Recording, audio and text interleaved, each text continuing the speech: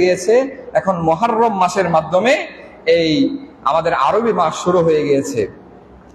এখন এই হিজরি সনটা কিভাবে শুরু হলো এই বিষয়ে আমরা সংক্ষিপ্ত কিছু জ্ঞান নিব, এই বিষয়ে কিছু জানার চেষ্টা করবো ইনশাআল্লাহ।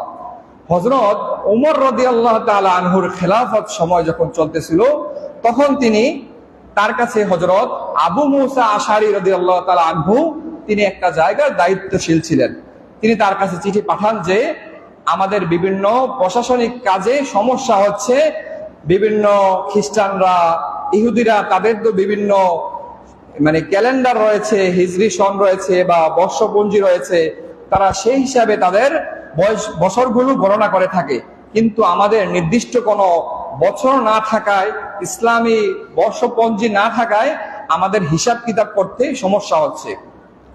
তখন ওমর রাদিয়াল্লাহু তাআলা আনহু সকল